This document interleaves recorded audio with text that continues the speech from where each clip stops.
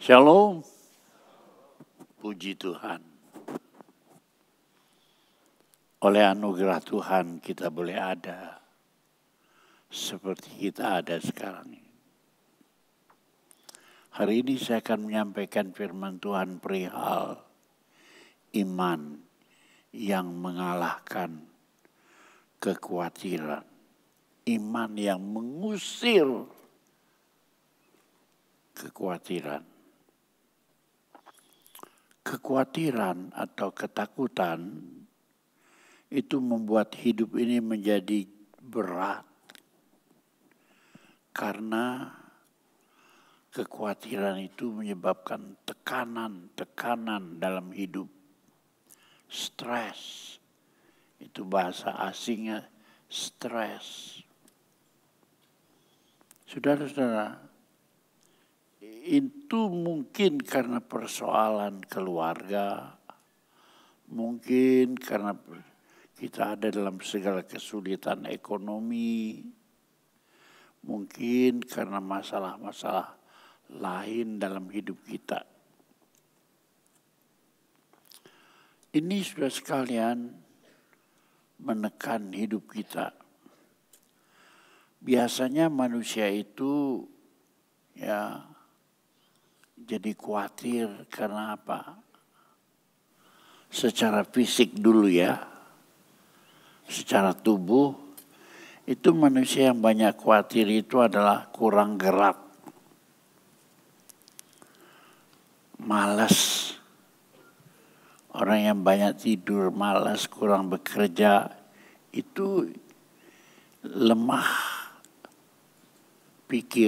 fisiknya, kurang berolahraga, ya. Kurang sinar matahari. Saya sudah tua begini, senangnya kalau berjemur. Makanya kalau kulit saya tambah hitam itu jangan heran. Tapi orang-orang yang putih kurang berjemur itu kurang sinar matahari, kurang vitamin D3. Gak percaya, banyak penyakit timbul karena kurangnya vitamin D3. Jadi saya sarankan setiap orang yang sudah 55 tahun ke atas supaya cek di laboratorium berapa kadar vitamin B3 saya. Kalau kurang, saudara mesti makan yang 5.000 unit atau 10.000 unit supaya menjadi sehat. Nah, jadi manusia itu sekalian perlu vitamin B3, perlu vitamin B kompleks supaya tubuhnya sehat. Ya. Manusia itu menghadapi persoalan, tetapi semua manusia meskipun sudah berusaha tidak pernah cukup daya, tidak pernah cukup usaha untuk mengalahkan persoalan-persoalan dan kekhawatiran itu. Sehingga Ayub yang banyak mengalami kesengsaraan, kita tahu Ayub itu sudah sekarang, ya pertama hartanya habis dirampok, kedua anaknya mati tertimpa gedung runtuh, ketiga Ayub itu sudah mengalami penyakit buduk puru, penyakit yang jelek sekali, sehingga kulitnya ini rusak sama sekali. Dan dalam kesengsaraan Ayub itu sudah sekalian, Ayub mengeluh dalam pasal 3 ayat 25, karena yang kutakutkan itulah yang menimpa aku, dan yang kucemaskan itulah yang mendatangi aku. Jadi orang kalau takut, khawatir, justru itu yang menimpa dia. Itu yang disebut berpikir negatif. Wah, jangan-jangan aku bakal sakit. Wah, jangan-jangan aku begini begitu. Itu Karena yang kutakutkan itulah yang menimpa aku. Dan yang kucemaskan itulah yang mendatangi aku. Jadi akhirnya Ayub itu gara-gara berpikir negatif. Jadi segala masalah itu banyak datang karena pikiran kita.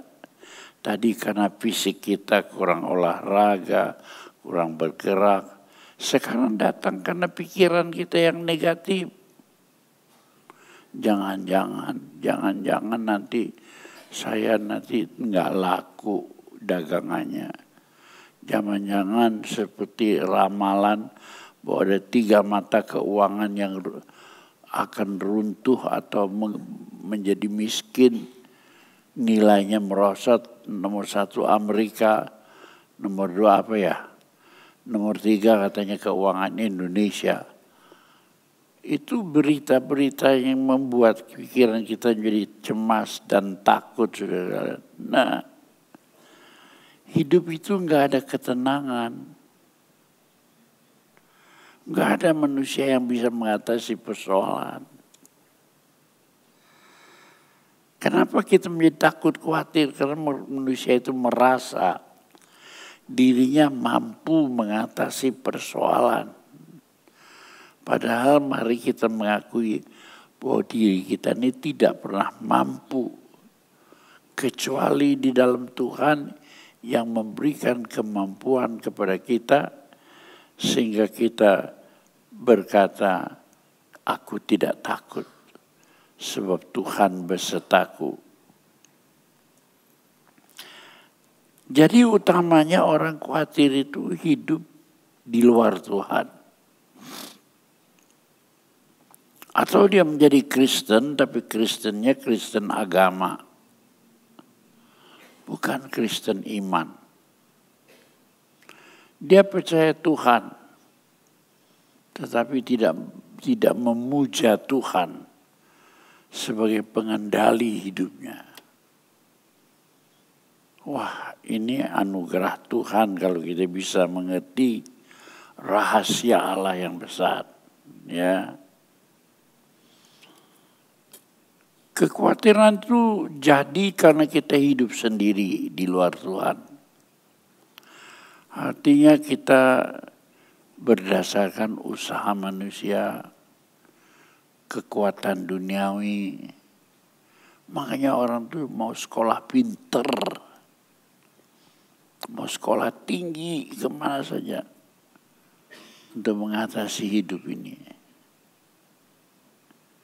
Saya pernah ketemu orang di kereta api yang menangis setelah dia tahu saya pendeta. Dia menangis. Dia bilang begini, orang bilang kalau nyekolahkan anak ke luar negeri akan mantap dan hidup berbahagia. Tapi saya menyesal menyekolahkan anak ke luar negeri. Oleh karena waktu istri saya sakit payah. Anak yang satu bilang, Papa, saya nggak bisa karena saya menghadapi ujian semester. Sampai ibunya meninggal, dia tidak datang. Anak yang kedua, Papa, saya tidak bisa karena saya harus menghadapi rapat penting dalam perusahaan saya. Itu orang tua menangis di kereta api kepada seorang pendeta. Saya pikir sungguh-sungguh, sejak itu saya bertekad. Saya tidak akan menyekolahkan anak ke luar negeri lebih dari 3 atau maksimal 4 tahun. Mengapa? Sebab kalau kelamaan di luar negeri, budaya itu berubah. Cara berpikir itu berubah. Bukan budaya Indonesia, bukan cara berpikir Indonesia.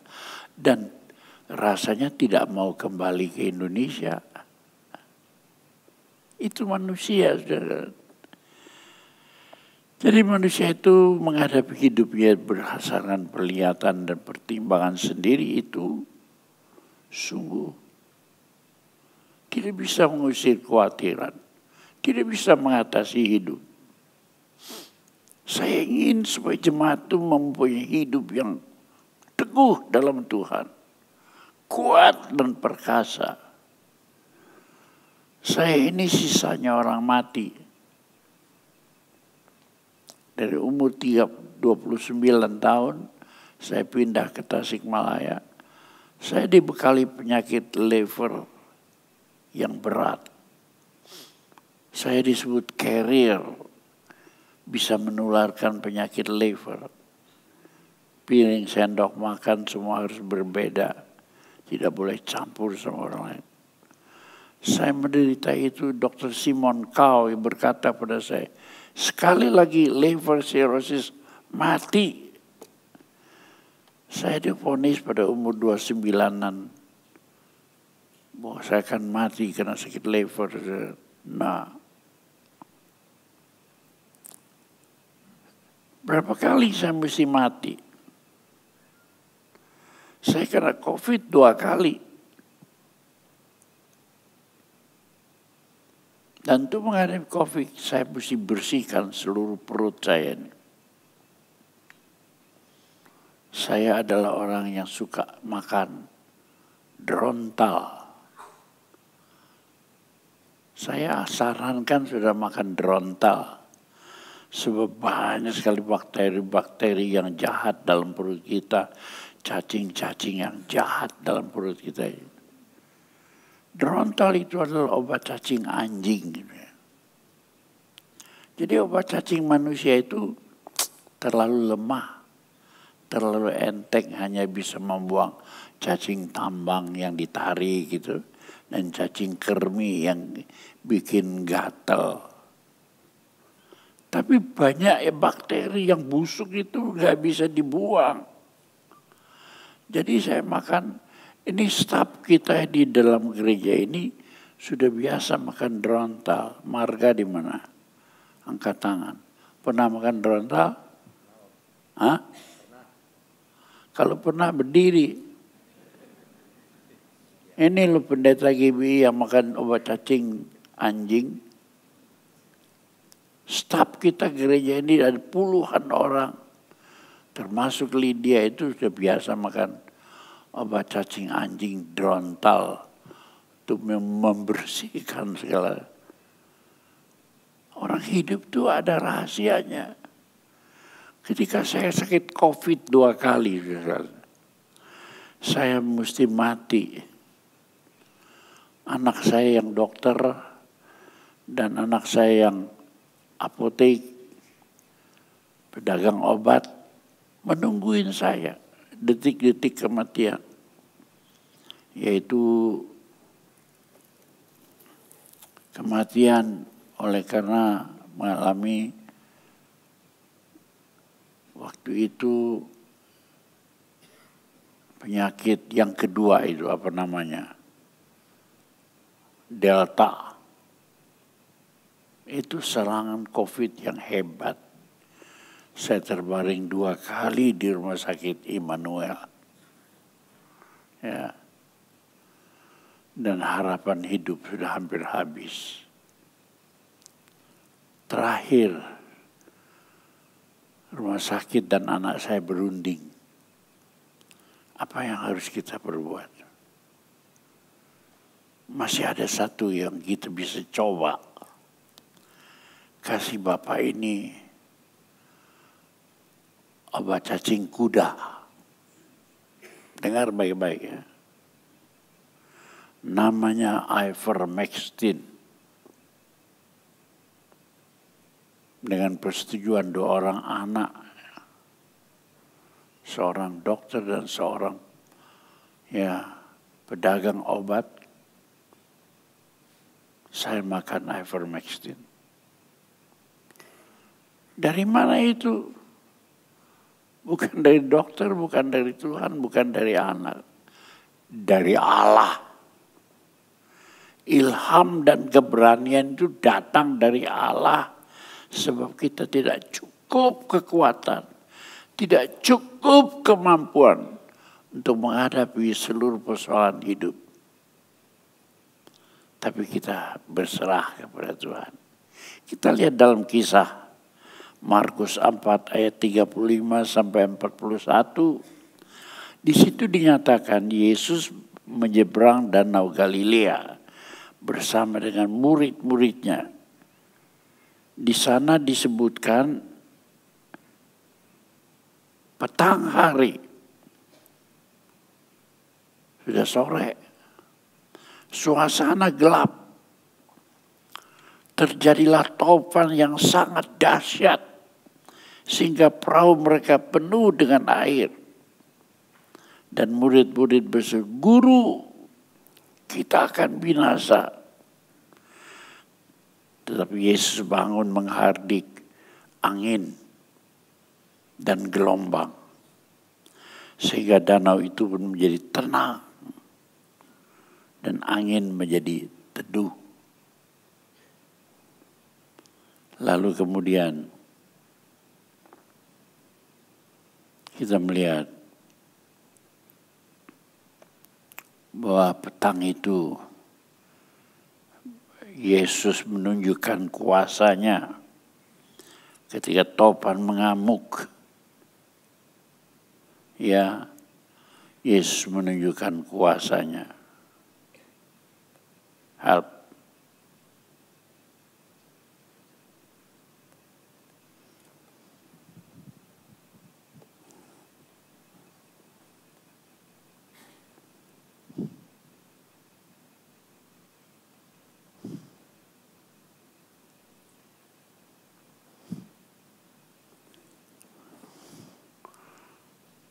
Lalu Tuhan Yesus meneduhkan gelombang.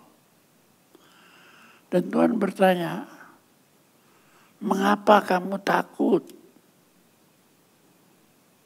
Mengapa kamu kurang percaya?" Jadi padahal Tuhan Yesus ada bersama mereka dalam perahu. Cuma Tuhan Yesus tidur di belakang. Dalam hidup kita seringkali merasa Tuhan itu seperti tidak ada. Padahal ada. Tuhan itu seperti tidur. Padahal Tuhan tahu. Cuma Tuhan mau melatih supaya iman kita itu hidup.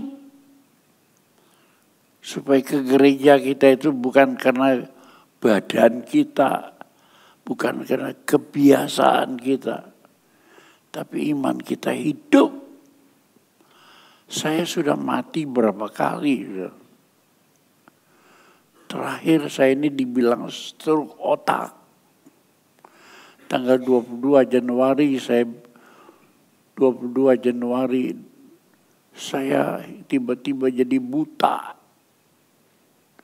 Saya berobat kemana saja, Jakarta, Bandung, ya, Jakarta Eye Center, putar terus, kemudian pergi ke Singapura, ke Malaysia, terakhir saya ke Penang. Katanya saya ada stroke di otak, sehingga otak ini tidak bisa memberi aliran darah kepada mata. Mata saya menjadi kering. Dan kaki saya tidak bisa berjalan. Saya 100 kali lebih banyak penyakit daripada saudara sekalian. Tapi saya melihat Tuhanku hebat, luar biasa. Kok aku 85 gak mati-mati? Apa maksud Tuhan? Tiap kali mau mati disembuhkan lagi. Kenapa? Sebab aku bergantung penuh kepada Tuhan. Orang bilang mujizat.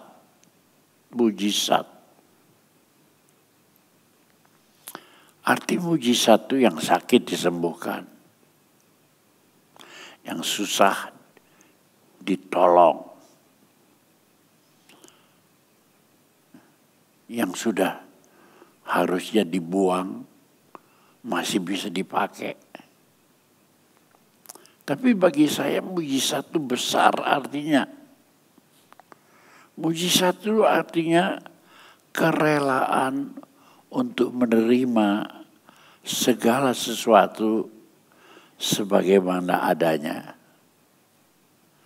Kerelaan untuk menerima segala sesuatu yang dikehendaki Tuhan dalam hidup kita.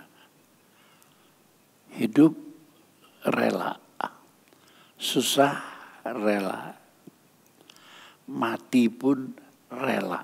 Nah, banyak orang susah rela, tapi mati pun ulah, jangan. Saudara masih mempunyai kekhawatiran, tapi kalau sudah mempunyai kerelaan untuk menerima segala sesuatu sebagaimana adanya, saudara akan hidup. Saudara akan dipakai Tuhan. Saudara akan diangkat Tuhan bagi kemuliaannya. Saya mau tanya, pernah melihat enggak orang yang beberapa kali mau mati, kemudian usianya 85 tahun, berkhotbah dengan lantang di mimbar? Siapa yang pernah lihat umur 85 tahun? Itu bukan oleh kuat, oleh gagah, tapi oleh roh-Mu ya Tuhan. Bukan oleh kuat, bukan oleh gagah. Firman Allah berkata begitu, tapi oleh roh-Mu ya Tuhan. Saya punya roh ini, saudara. Cuma berkata begini, kalau aku mati, aku mau ya Tuhan melihat aku sudah tanam gereja banyak. Hari-hari ini, detik-detik ini, saya sedang nanam gereja di Nias. Gereja yang kelima. Jadi saudara diam-diam tidak tahu kalau saya ini lagi membangun gereja.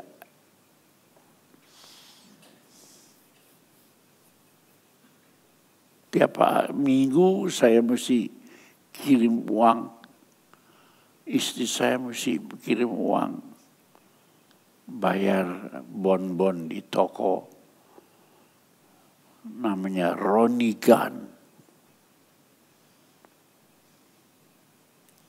Ya, anaknya bernama Lawrence Sia, kirim. Saya rasanya sudah habis dana bantuan dari luar. Saya bilang, biar ya Tuhan, uangku masih ada, uang saya juga gak apa-apa. Saya mengundang ada saudara yang mau pergi ke Nias. Saya bayari ongkosnya. Tapi saudara nanti bertanggung jawab untuk melihat pembangunan itu. Saya gak tahu siapa yang pergi. Mungkin Wahyudi, mungkin Marga. Mungkin siapa saja yang mau lihat. Saya tahu, cuma saya lihat dalam laporan aja. Ya, HP memberitahukan pada saya pembangunnya sudah sekian. Ya, jadi sudah sekalian, hati ini terus mau bangun. Jadi kalau saya mati, Tuhan tahu saya ini pembangun rumah Allah di mana-mana. Bukan pengangguran, bukan. Udah tua bangka ini. Udah mau mati, sisanya orang mati masih berguna untuk Tuhan. Itu yang saya lakukan. Jadi saudara yang ada uang, hubungi pendeta Yulius Ishak. Nanti saya jelaskan pembangunan di Nias. Sekarang sudah naik di atas, pasang beton lingkar pengikat. Kemudian tambah lagi berapa meter, baru naik. Ya, atap. Sudah sampai di situ. Punya nggak saudara semangat macam gitu? Bukan oleh gagah, bukan oleh kuat, tapi oleh Roh-Mu, kata Tuhan. Ya, kita baca sih dalam Matius pasal 6 ayat 25. Karena itu aku berkata kepadamu, janganlah kamu khawatir akan hidupmu, apa yang hendak kamu makan atau minum, dan jangan khawatir pula akan apa yang hendak kamu pakai. Bukankah hal itu lebih penting? Bukankah hidup itu lebih penting daripada makanan dan tubuh itu lebih penting daripada pakaian? Kalau kita hidupnya cuma mikirin perkara kecil, khawatir tidak makan. Waduh, khawatir tidak bisa beli pakaian. Tuhan bilang di sini, saudara, ya, bukankah hidup itu lebih penting daripada makanan? Dan tubuh kita ini lebih penting daripada baju atau pakaian. Kenapa kamu khawatir? Siapakah di antara kamu yang karena kekhawatirannya dapat menambahkan sehasta pada jalan hidupnya? Jadi orang yang khawatir itu pendek umur, nggak bisa tambah umurnya. Kalau sudah tahu bagaimana cara mengusir kekhawatiran dalam hidup, saudara bakal panjang umur. Tapi orang yang terus khawatir ini, takut ini, khawatir ini, takut ini, pendek umur. Siapa yang bisa tambahin sehasta saja umurnya? Sehasta itu kira-kira 30 cm. Dari ujung sini sampai sini namanya 1 hasta. Oh, saudara-saudara yang kasih. Help.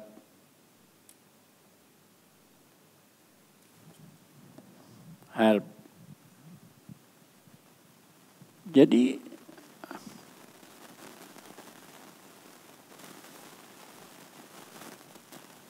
kita nggak bisa nambahin umur kita, saudara.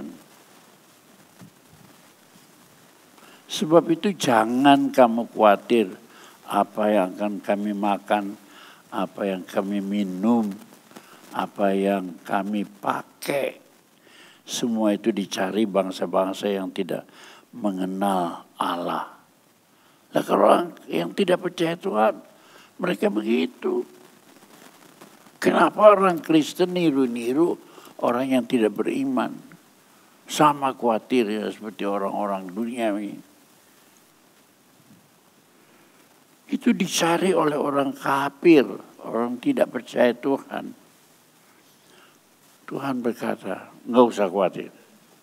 Tapi carilah dulu kerajaan Allah dan kebenarannya, maka semuanya akan ditambahkan kepadamu. Hidup itu diatur oleh Tuhan, bukan kita. Tapi cari dulu kerajaan Allah. Cari dulu kebenarannya. Utamakan Tuhan. Tuhan yang ngatur hidup kita. Aduh. Saya ini orang yang merasa hidupku ini sepenuhnya diatur oleh Tuhan. Jadi kayak hidup kita yang niru dunia, niru orang tidak percaya itu salah besar. Ya, takut, khawatir. Jadi hidup itu, perhatikan, hidup itu ada tiga kotak. Kotak yang pertama itu hidup masa lalu. Barang yang dulu sudah lewat. Yang dulu pernah terjadi. Kemudian hidup itu hidup hari ini. Today. Sekarang nih lah. Lalu kotak yang ketiga, hidup besok.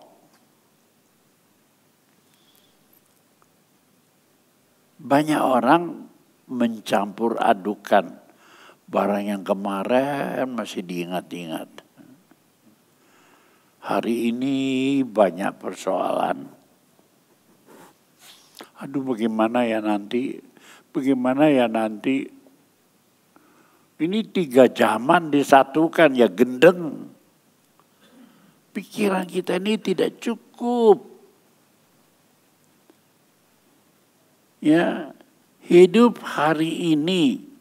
Jangan pikir masa lalu dan jangan pikir hari besok. Itu yang menyebabkan kekhawatiran. Kalau kita mau maju, aduh, tapi dulu mah saya rugi dagang ini teh. Kalau sekarang saya dagang ini lagi, bakalnya rugi lagi. Yang masa lalu masih dipikirkan. Ini berpikir negatif membunuh manusia. Apalagi hidup hari ini juga udah capek. Bagaimana ya nasib saya di masa yang akan datang? Anak saya 7. Wah, penuh kekhawatiran. Ibu saya seorang yang mantap. Anaknya 9. 9. Halo. Dia akhirnya di kebun mangga itu. Di rumah saya bersama papa. Saya dengar papa saya kalau menyanyi. Sebelum berdoa dia menyanyi. Imannya gede tapi nyanyinya fales melulu. Jadi kalau saya dengar papa saya menyanyi, saya geli. Kalau menyanyi Tuhan Yesus, Tuhan Yesus tolong, darahnya suci putih bersih. Tuhan Yesus tolong, nggak bisa menyanyi not. Tuhan Yesus tolong, darahnya suci putih bersih. Tapi Tuhan Yesus tidak melihat keadaan yang lahir ya. Tuhan Yesus melihat hatinya. Hebat. Papaku meninggal dalam usia 83. Yesi lahir. Begitu meninggal Yesi lahir. Ya. Dan ibuku meninggal 86 tahun. Lebih panjang. Ya. Hidup hari ini jangan pikir masa lalu. Hidup hari ini jangan pikir besok. Ya, itu yang menyebabkan kekhawatiran dalam hidup kita. Bila kita hidup hari ini, apa yang kita buat, kita harus merasa cukup. Cukuplah anugerah Tuhan bagiku. Kenapa kita mesti gelisah? Ya, sebab 1 Timotius 6 ayat 8. Asal ada makanan, cukup. Asal ada pakaian, cukup. Kata 1 Timotius 6 ayat 8. Artinya hidup mencukupkan diri dengan apa yang ada. Usaha-usaha. Hasilnya 7 ya 7, kita cukup. Hasilnya 12 syukur. Saya orang belajar. Tidak banyak orang tahu kalau saya malam, saya tidak makan nasi. Saya cuma makan roti sepotong. Dipotong-potong. Kenyang. Karena merasa cukup. Puas. Karena merasa cukup. Ya, saya tidak makan nasi. Kemarin malam istri saya beli capcay sama puyong hai. Untuk apa? Untuk tamu di rumah saya. Saya tetap makan roti. Cukup. Enggak ada kegelisahan. Tetapi seringkali kita memikirkan hari besok yang penuh dengan keserakahan. Inginnya numpuk. Orang lain kok hebat ya. Orang lain kok mobilnya besar ya. Orang lain mobilnya mereknya. 1 Yohanes 2 ayat 16 dan 17. Sebab semua itu yang di dalam dunia, yaitu keinginan daging, keinginan mata, dan kesombongan atau keangkuhan hidup, bukan berasal dari Bapa, melainkan dari dunia. Ini 3 macam penyakit di dunia. Dunia ini sedang lenyap dengan segala keinginannya. Tapi orang yang melakukan kehendak Allah tetap hidup selama-lamanya. Waduh, haleluya. Jadi saya ngambil putusan, saya ingin melakukan kehendak Allah di atas yang lain. Cari pekerjaan, cari makan perlu, tapi yang lebih perlu carilah dulu. Artinya kita itu menghormati Allah, beribadat kepada Allah, membaca firman Allah, berkomunikasi, berdoa kepada Tuhan. Serahkan segala khawatirmu kepada Tuhan dalam doa, permohonan, serta mengucap syukur kepada Tuhan. Filipi 4 mengatakan itu.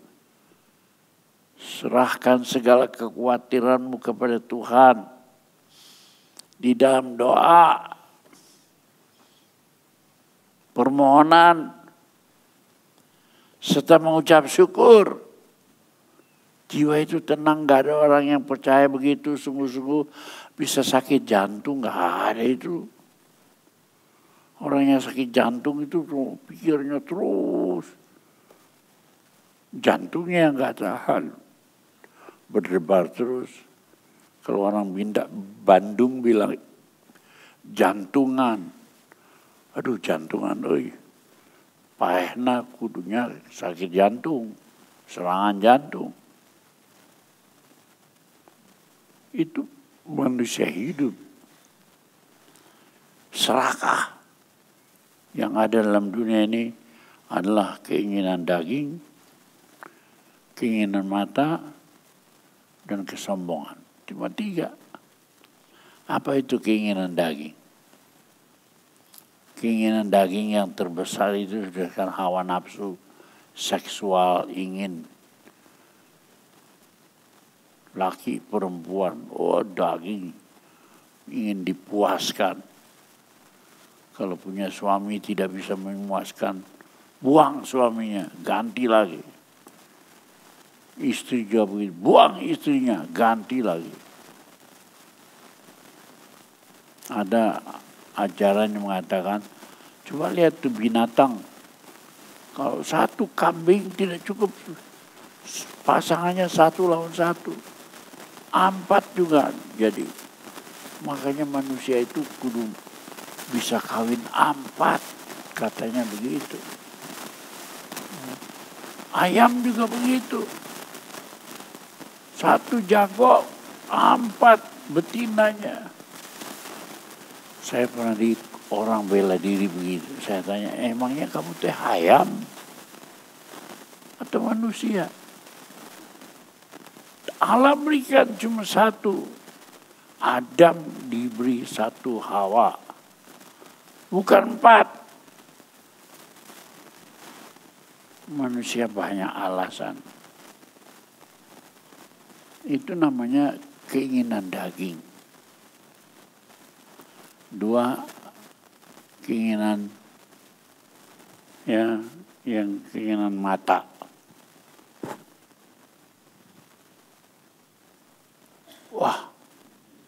saya bisa keliling Tiongkok. Oh, saya bisa keliling Taiwan. Oleh-olehnya mana? Ya sudah nempok, udah lihat. Kalau udah keliling dunia banyak, pulang cerita.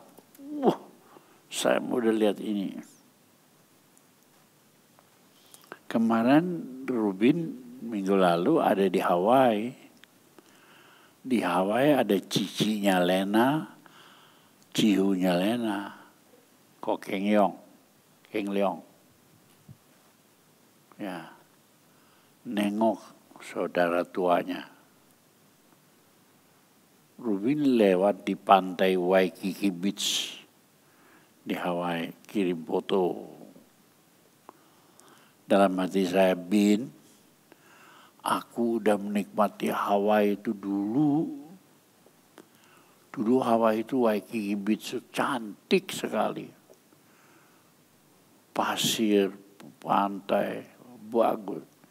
Sekarang Waikiki Beach itu cuma warung dagang, toko dagang, di mana-mana orang dagang. Jadi nggak bagus lagi. Dulu, kalau orang dunia bilang, dulu aku sudah menikmati. Itu aja. Keinginan mata udah penuh. Lalu apa sisanya? Keangkuhan hidup. Kita bisa jadi, dulu hanya itu aja. Saudara-saudara yang kasih, sebab semua yang ada dalam dunia itu keinginan daging, keinginan mata, dan kesombongan. Jadi apa sebenarnya yang saudara cari? Apa yang sebenarnya yang kita cari?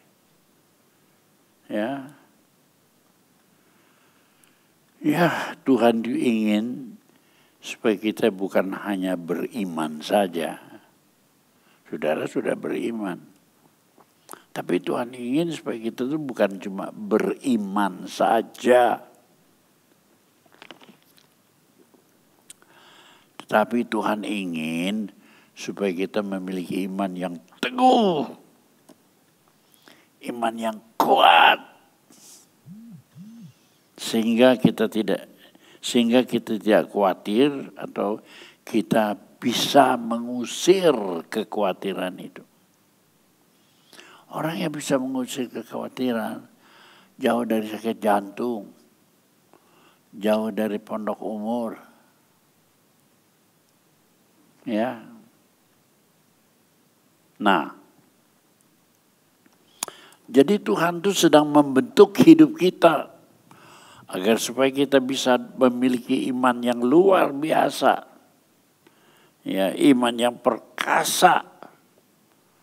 Sehingga kita bisa mengusir kekhawatiran itu.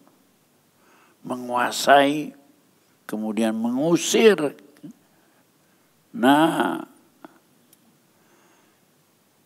kita sering mendengar, ya, Tuhan mengadakan banyak mujizat. Ya, orang buta melihat, orang lumpuh berjalan.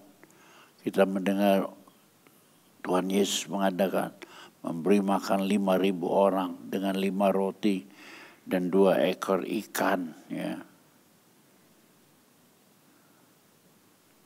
Bagaimana kita mengatasi masalah, bahkan mengatasi badai yang menghadapi kehidupan kita. Jangan cuma lihat Tuhan Yesus, tapi bagaimana kuasa Tuhan itu masuk dalam hidup kita. Ya. Dalam Mazmur 91, ya, dikatakan, sebab Tuhan adalah tempat perlindunganmu yang maha tinggi, telah membuat tempat perlindungan, tempat perteduhanmu. Malapetaka tidak akan menimpa kamu, dan tulah tidak akan mendekat kepadamu. Itu firman Tuhan. Sebab malaikat-malaikatnya akan diperintahkan kepadamu untuk menjaga engkau di segala jalanmu. Mereka akan menatang engkau dengan tangannya, supaya kakimu tidak terantuk kepada batu. Ada malaikat yang dikirim Tuhan. Tuhan kita itu perkasa. Ya. Tuhan mau kita pun perkasa di dalam iman. Satu kali bangsa Israel menghadapi musuh orang Palestina. Ya. Nah, lawannya itu tinggi besar, lebih dari 3 meter. Orang biasa tingginya 180 paling tinggi. Ya, Harry mana itu? Berapa Harry tinggi badanmu? Berapa? Hah?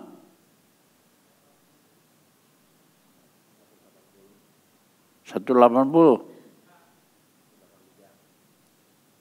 Ya, tapi kalau gue lihat 3 meter lebih. Ya, kalau dia datang melawan kita, siapa nggak takut? Raja Saul pun takut, saudara kalian. Tetapi dalam keadaan bangsa Israel kalah, tidak berani. Maka seorang gembala yang biasa memuji Tuhan. Kalau dia menggembalakan domba, dia bawa tongkat. Kalau ada musuh, dia berdoa.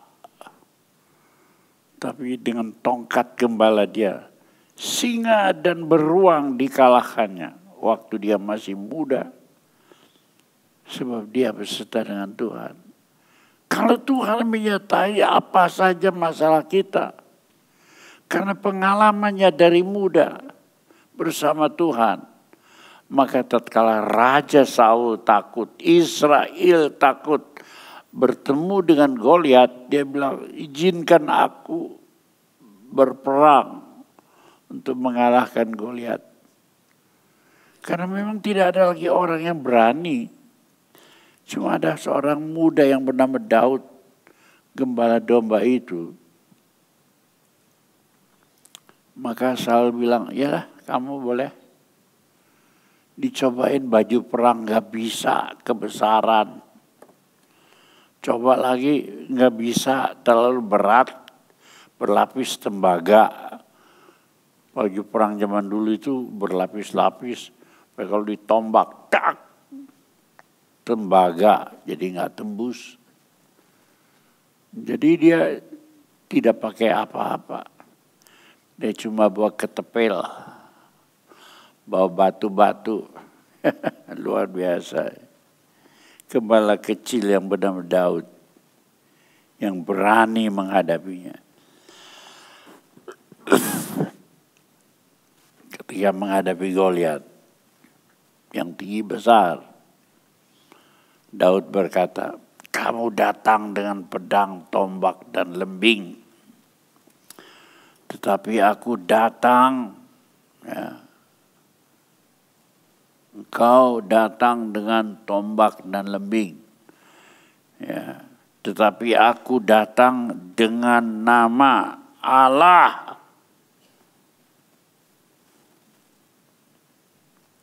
Ya. Orang lain boleh dengan tombak dan lembing, tapi aku datang dengan nama Allah. Kalau dalam pergumulan hidup yang macam apapun juga, saudara bertahan, nggak bisa menang. Apalagi akhir zaman, pulang Duman dibaca Matius 24, tanda-tanda akhir zaman. Nabi palsu datang, perang di mana-mana, kelaparan di mana-mana, bencana alam di mana-mana. Matius 24 baca. Sanggup nggak menghadapinya? Tanah, rumah, tiba-tiba gunung itu merosot. Ya, berapa kilometer rumah ambruk semua. Sanggup nggak menghadapi itu semua? Baca Matius 24.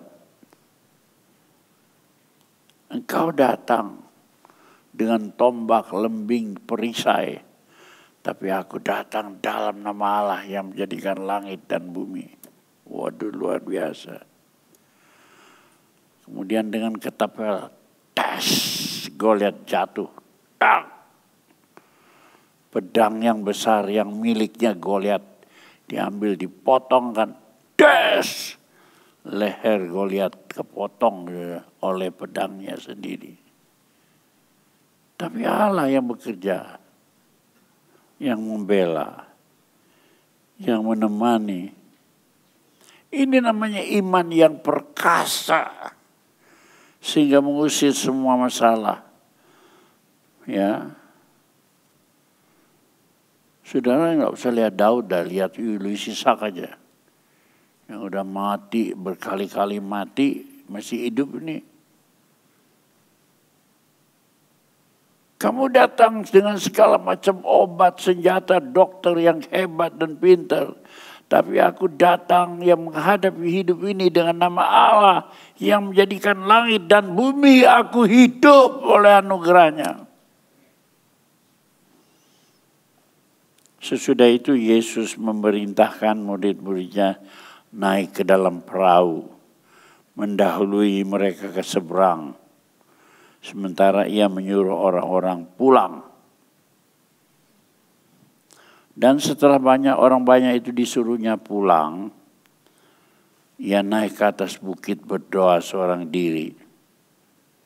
Ketika hari sudah malam, gelap, ia sendirian di situ berdoa. Yesus berdoa di Kapernaum. Matius 24 ayat 24. Perahu murid-muridnya sudah beberapa mil mendului dia.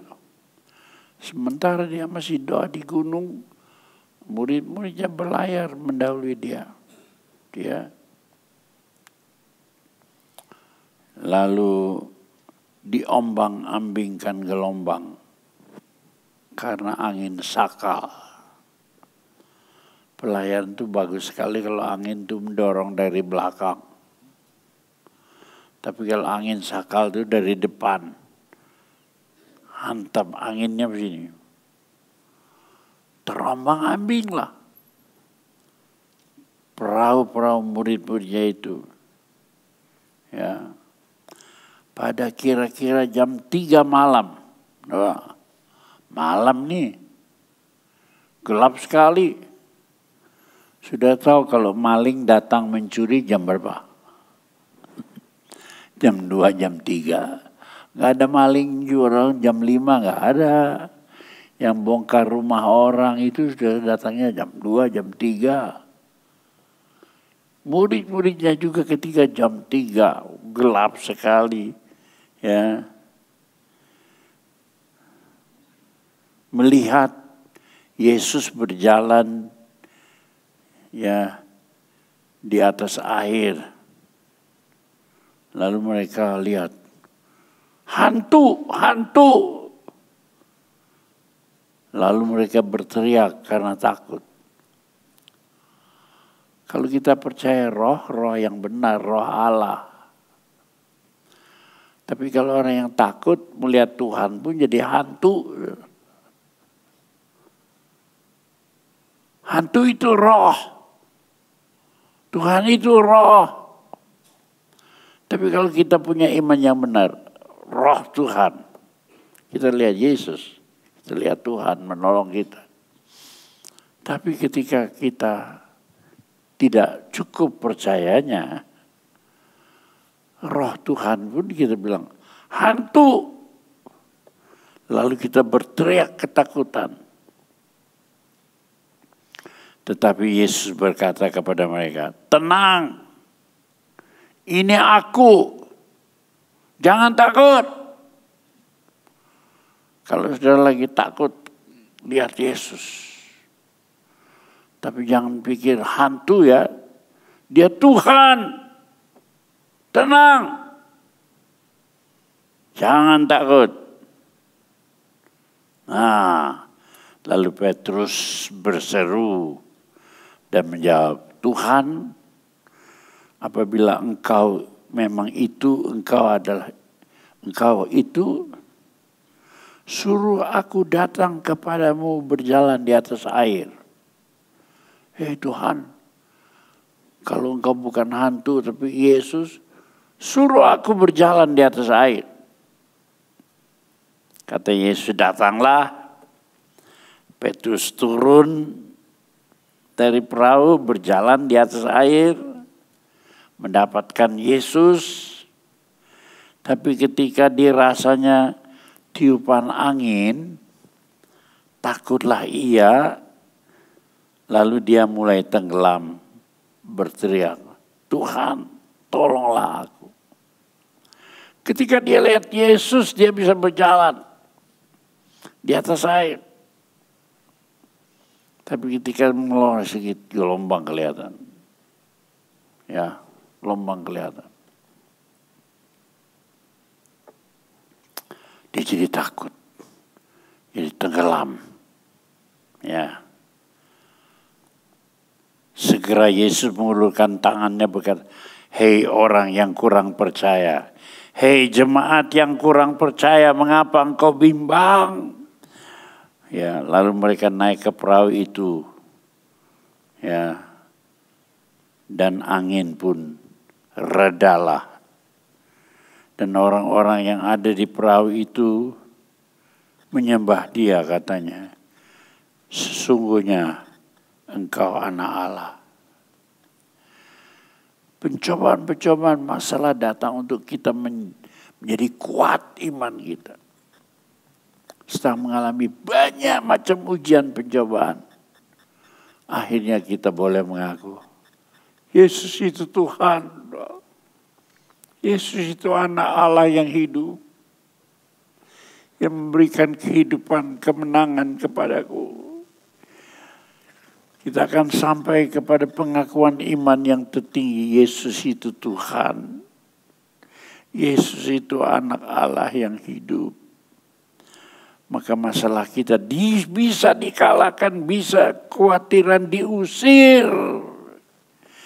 Dan kita boleh berkata, segala perkara dapat kutanggung di dalam Dia yang memberi kekuatan kepadaku. Inilah iman yang mengusir segala ketakutan dan yang mengatasi segala masalah hidup. Kalau demikian kita tidak usah takut. Kita akan menyanyikan nyanyian El Shaddai.